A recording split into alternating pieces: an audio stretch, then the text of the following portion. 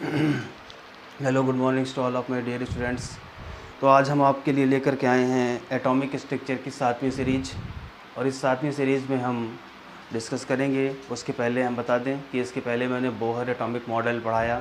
Bohr atomic model में radius of electron in nth orbit, velocity of electron in nth orbit, kinetic energy electron की nth orbit में, potential energy, total energy, इन सारी चीज़ों के बारे में डिस्कशन हुआ और उनके क्वेश्चंस भी हमने सॉल्व किए।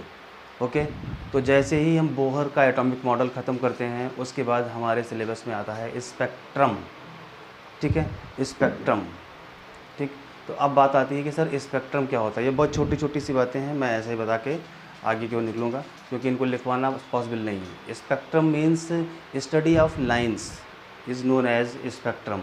अगर लाइंस की स्टडी कर रहे हैं that is known as spectrum. Spectrum is the study of line. Okay, हमारे सिलेबस में दो तरह के स्पेक्ट्रम हैं, एक है एमिशन स्पेक्ट्रम और दूसरा है एब्जॉर्प्शन स्पेक्ट्रम। तो एमिशन स्पेक्ट्रम क्या होता है, बहुत ही ध्यान से सुनिएगा।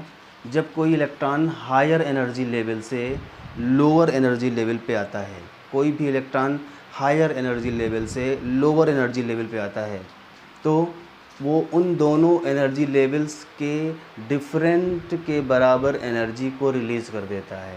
जब कोई इलेक्ट्रॉन हायर एनर्जी लेवल से लोअर एनर्जी लेवल पे आता है तो वो एक एनर्जी रिलीज़ करता है, that energy is known as release energy. और यहाँ पे जो एनर्जी मिलेगी इसे एमिटेड एनर्जी भी बोलते हैं और जो वेवलेंथ मिलेगी उसे एमिटेड वेवलेंथ बोलते हैं। कुल मिलाकर के आप ये बोलेंगे कि इलेक्ट्रॉन अगर हायर एनर्जी लेवल से लोअर एनर्जी लेवल पे आ रहा है तो वो एनर्जी रिलीज़ करेगा और उस एनर्जी की करस्पॉन्डिंग एक वेवलेंथ भी हमें मिलेगी। ठीक है, तो इसे बोलते हैं एमिशन स्पेक्ट्रम। और जब कोई इलेक्ट्रॉन लोअर एनर्जी लेवल से हायर एनर्जी लेवल पे जाता है तो वो एक एनर्जी एब्जॉर्ब करता है और एब्जॉर्ब एनर्जी के करस्पॉन्डिंग एक वेवलेंथ भी क्या करता है, एब्जॉर्ब करता है। तो उसे हम बोलते हैं एब्जॉर्प्शन स्पेक्ट्रम। तो दो तरह के स्पेक्ट्रम हो गए। पहला क्या है, emission spectrum. When a electron is fall from high energy level to low energy level then it radiate और emits some energy corresponding to that a wavelength is emitted. This is known as emission spectrum. This is known as emission spectrum. Similarly, when an electron is going from lower energy level to higher energy level, then it absorbs some energy and corresponding to that it absorbs some wavelength. This is known as absorption spectrum. तो absorption का मतलब क्या होता है, lower से higher पे जाओ, energy absorb कर लो, this is known as absorption spectrum. Emission spectrum क्या होता है, हायर से लोअर पे आओ और एक एनर्जी रिलीज कर दो या एमिट कर दो, this is known as emission spectrum. तो एमिशन स्पेक्ट्रम के ही बिल्कुल कॉन्सेप्ट पे हमारा है हाइड्रोजन स्पेक्ट्रम। जो हम हाइड्रोजन स्पेक्ट्रम पढ़ते हैं आपके सिलेबस में है हाइड्रोजन स्पेक्ट्रम, वो पूरा का पूरा बेस्ड है किसके ऊपर बेटा, बेस्ड है पूरा का पूरा एमिशन स्पेक्ट्रम के ऊपर। Hydrogen spectrum is based on emission spectrum. क्या कहते हैं, अगर हाइड्रोजन गैस को लो प्रेशर पे रखा जाए, when hydrogen gas is taken at low pressure in discharge tube, discharge tube के अंदर अगर हाइड्रोजन को लो प्रेशर पे रखा जाए, then light emitted on passing electric discharge. ठीक है, हाइड्रोजन गैस को डिस्चार्ज ट्यूब के अंदर लो प्रेशर पे रखा जाए और डिस्चार्ज ट्यूब पे अगर इलेक्ट्रिक डिस्चार्ज किया जाए, then it pass through prism, और प्रिज्म से जब ये पास होगी तो एक स्पेक्ट्रम मिलेगा, that spectrum is known as emission spectrum. That spectrum is known as what, emission spectrum. Suppose like that ये आपका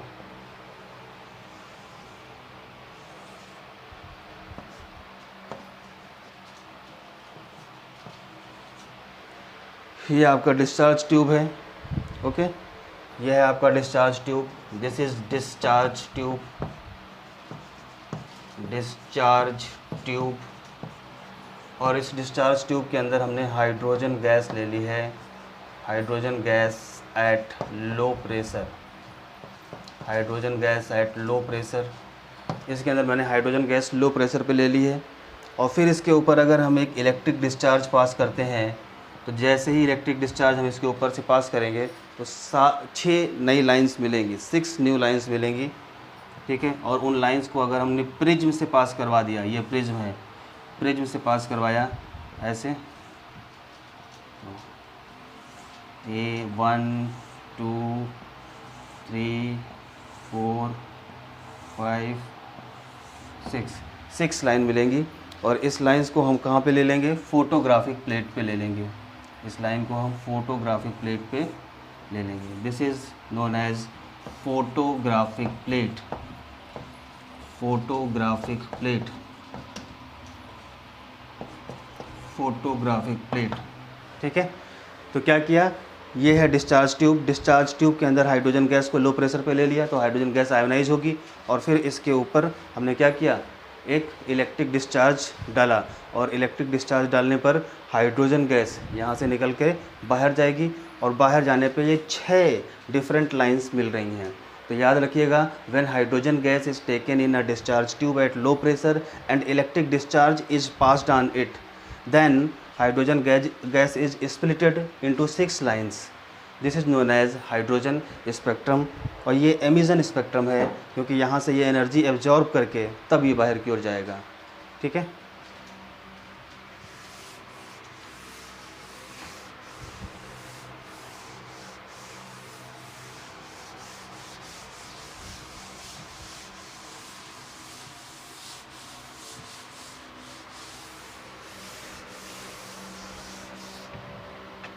ओके तो अब देखिए, हाइड्रोजन की जब बात करते हैं तो हाइड्रोजन में हमें 6 लाइनें मिलती हैं, 6 लाइनें। तो इसलिए सपोज करें यहाँ पे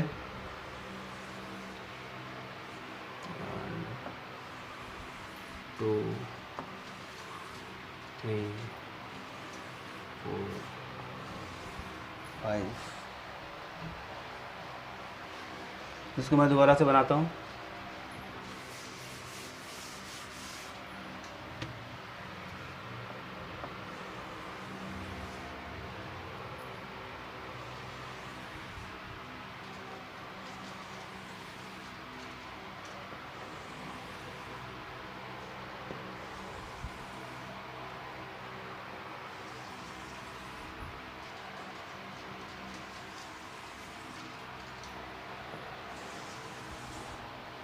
ये एनर्जी लेवल 1 है, this is energy level 2, energy level 3, energy level 4,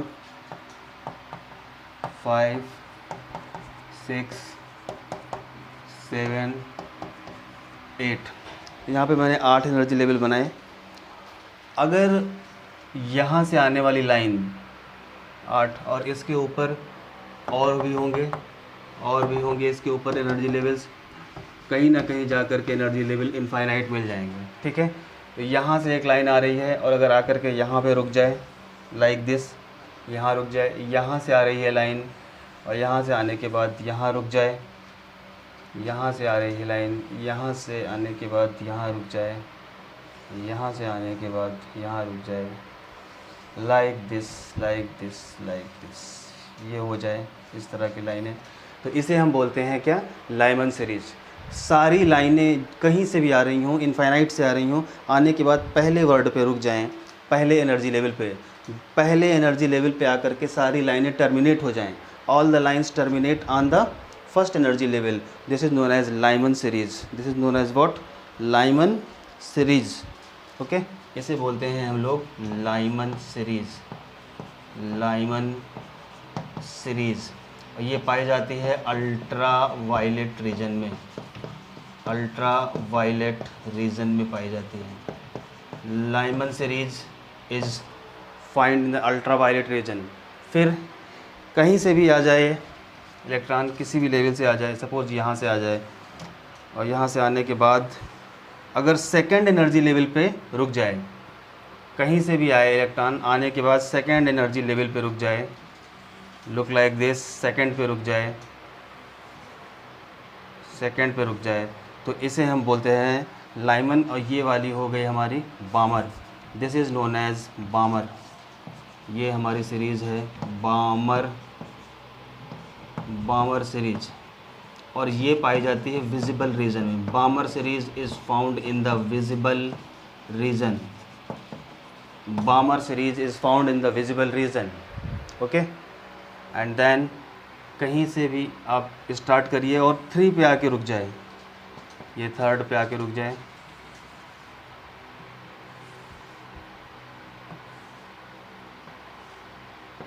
तो इसे बोलते हैं Paschen series, Paschen series,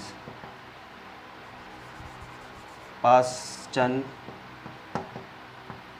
series. कहीं से भी लाइन स्टार्ट करिए, स्टार्ट होने के बाद अगर ये 4 पे आके रुक जाए,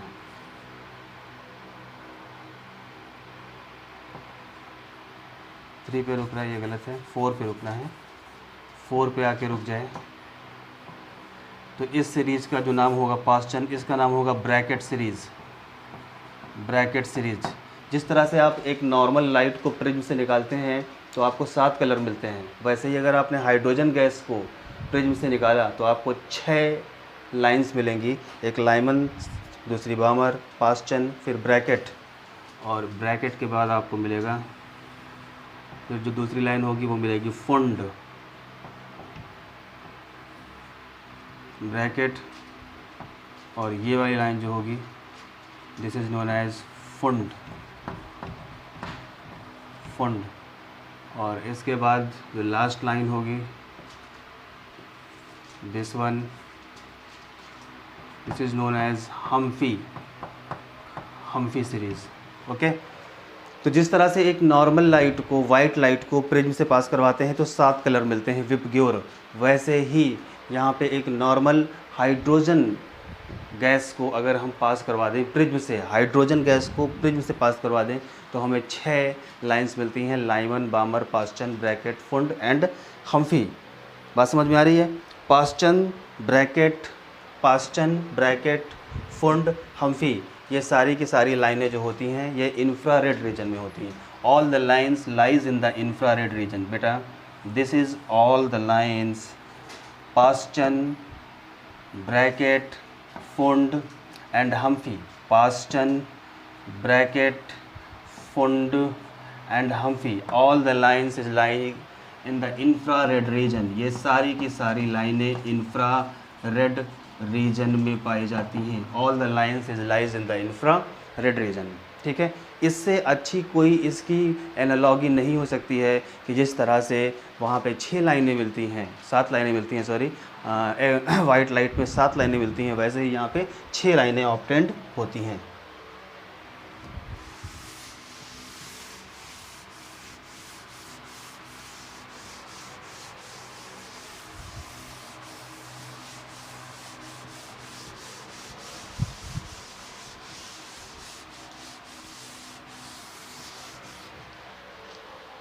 okay,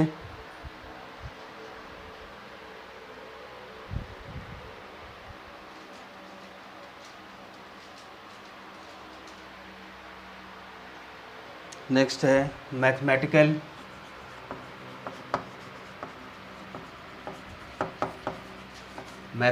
treatment, the mathematical treatment for the hydrogen spectrum or emission spectrum is what the line spectrum of hydrogen is obtained, the line spectrum of hydrogen is obtained, the line spectrum of hydrogen is obtained, the line spectrum of hydrogen is obtained, the line spectrum of hydrogen is obtained when electron is d-excite, when electron is d-excite, when electron is d-excite from one stationary orbit, from one stationary orbit to another stationary orbit, to another stationary orbit.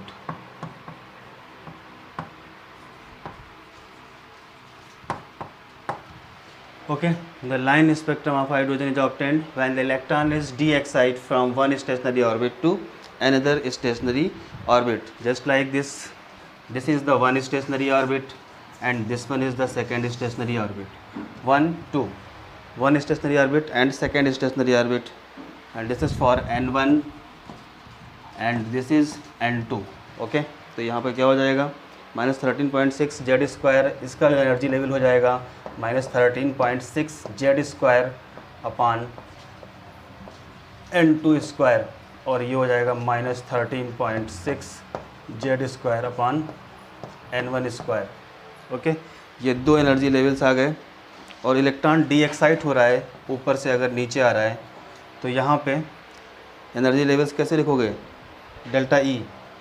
तो ये लिख लीजिएगा mathematical treatment. Mathematical treatment के बाद आप इसमें लिखिएगा D excitation of electrons. Electron यहाँ से यहाँ पे आ रहा है,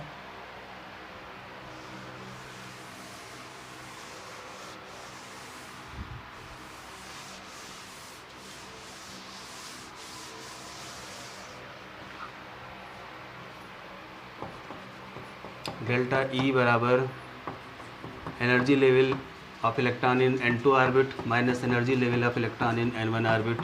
N2 में है -13.6 into Z square upon N2 square, minus है 13.6 into Z square upon N1 square.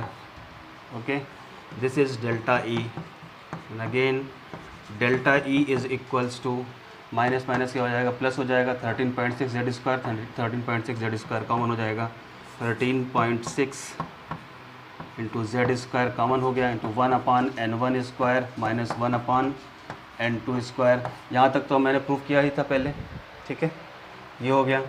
और एनर्जी की फॉर्मुलेशन होती है H इंटू न्यू, और न्यू की प्लेस पे लिख सकते हैं C बाई लेमडा। तो energy E is equals to H nu, और न्यू की वैल्यू C बाई लेमडा। तो डेल्टा E की वैल्यू हम लिख सकते हैं H C by lambda.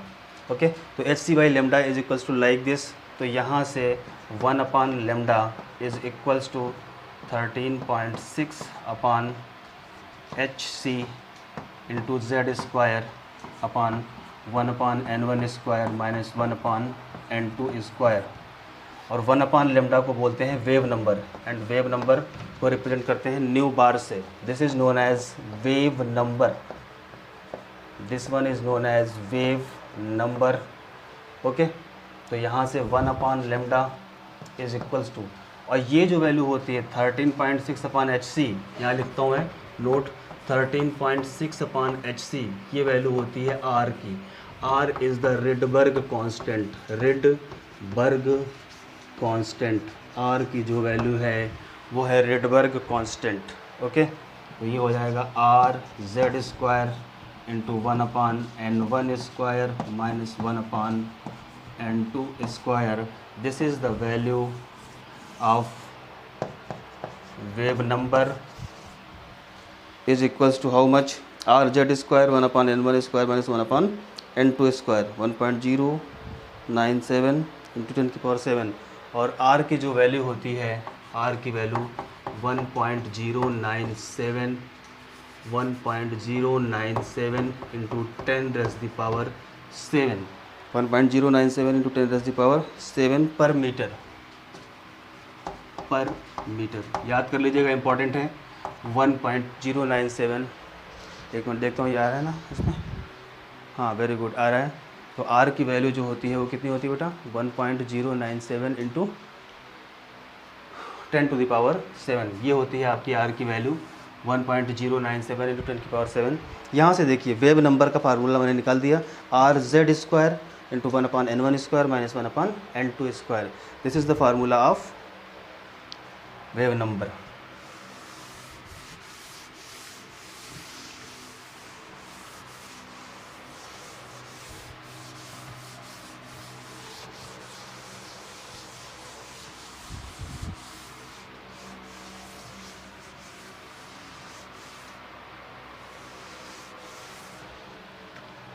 One 1.097 into 10 की पावर 7, ये हो गया। Okay, next spectral lines of hydrogen, spectral line of hydrogen, spectral lines of hydrogen. सबसे पहली स्पेक्ट्रल लाइंस है लाइमन सीरीज,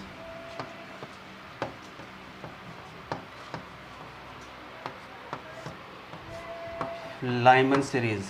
लाइमन सीरीज की जब बात करते हैं तो Lyman series it is the first line of spectrum of is first spectral series. सबसे पहली बात बोले हैं it is first spectral series, it is first spectral series. Lyman series की जब बात करते हैं it is first spectral series found in the ultraviolet region. Second point, found इन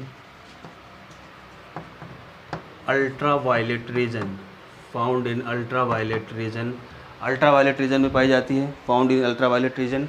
और लाइमन सीरीज के लिए N1 की वैल्यू 1 होगी और N2 की वैल्यू 2 से स्टार्ट होगी, 3, 4, 5 इन सो ऑन। ठीक है, बात समझ में आ रही है? तो अगर आपसे कोई कहता है first line of Lyman series, FLLS का मतलब क्या होता है? First line of Lyman series. तो यहाँ पे लाइमन जैसे ही बोल दिया, लाइमन बोलने का मतलब N1 की वैल्यू 1 हो गई, लाइमन बोला N1 की वैल्यू 1 हो गई। First line of Lyman series N1 की वैल्यू 1 हो गई और N2 की वैल्यू, अब बोल रहा है फर्स्ट लाइन, तो N2 अगर निकालना हो तो फर्स्ट यानी कि 1 में 1 और ऐड कर दो तो कितना हो जाएगा? 2। तो first line of Lyman series के लिए N1 1 हो जाएगा, N2 2 हो जाएगा।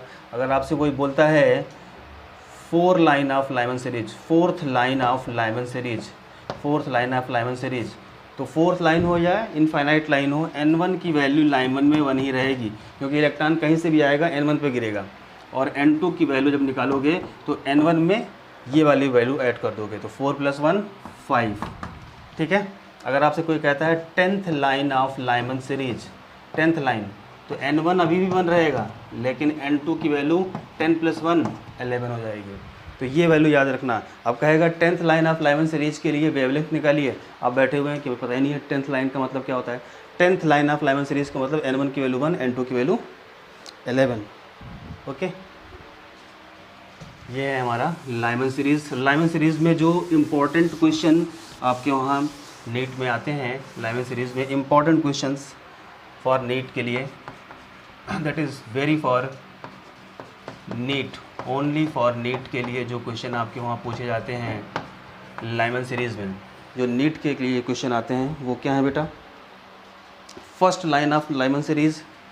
ठीक है, एक नोट मैं लिखवाता हूँ आपको, नोट, ये नीट के ही क्वेश्चन है, मैं इसको हटा दे रहा हूँ, जगह मिल जाएगी मुझे। Note, first line of Lyman series, first line of Lyman series, first line of Lyman series, इसे बोलते हैं first line of Lyman series is known as minimum energy, is known as minimum energy, is known as minimum energy or line of longest wavelength, or line of longest wavelength, line of longest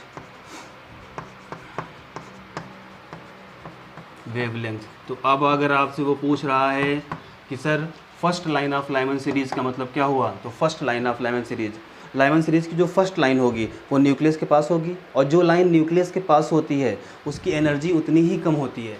तो first line of Lyman series का नाम हो सकता है minimum energy line, minimum energy line, minimum energy line, minimum energy और line of, minimum energy line और line of longest wavelength.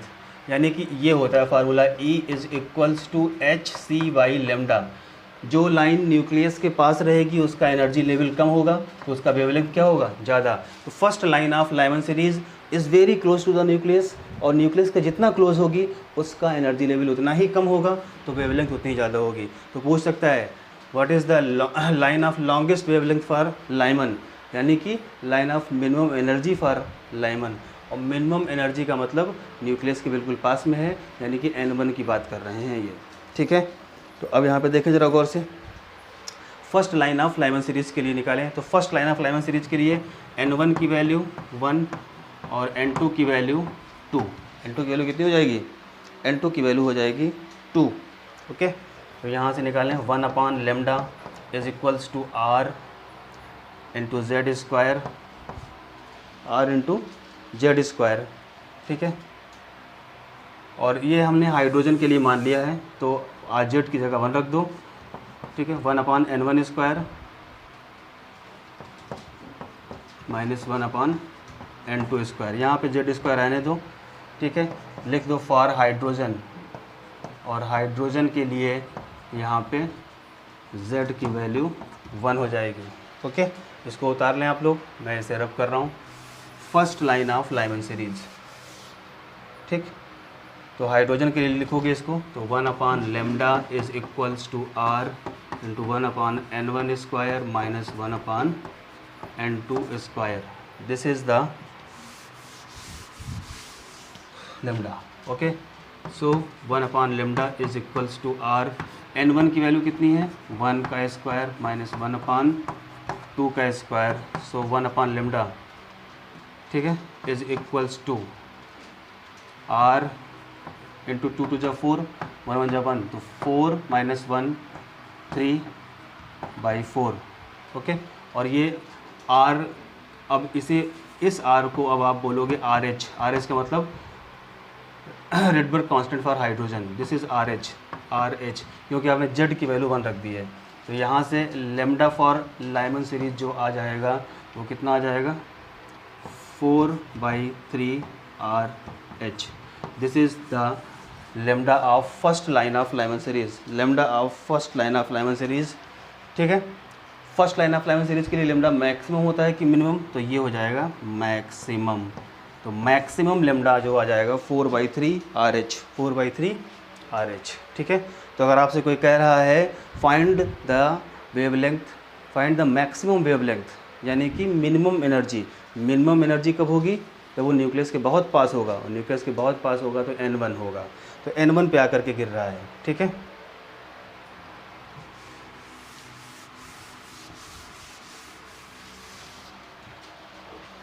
Okay, last line of series, next इसी के अंदर ये क्वेश्चन आया है नीट में, last line of series, last line of series. और अगर लास्ट लाइन ऑफ सीरीज़ की बात करते हैं तो यहाँ पे न्यूक्लियस से लास्ट लाइन ऑफ सीरीज़ बहुत दूर हो जाएगी, तो उस केस में एनर्जी बढ़ जाएगी। तो last line of series is also known as maximum energy,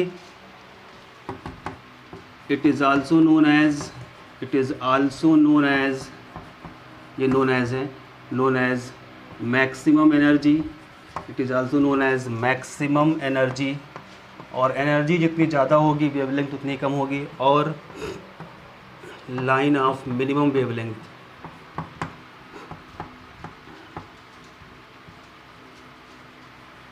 और लाइन ऑफ मिनिमम,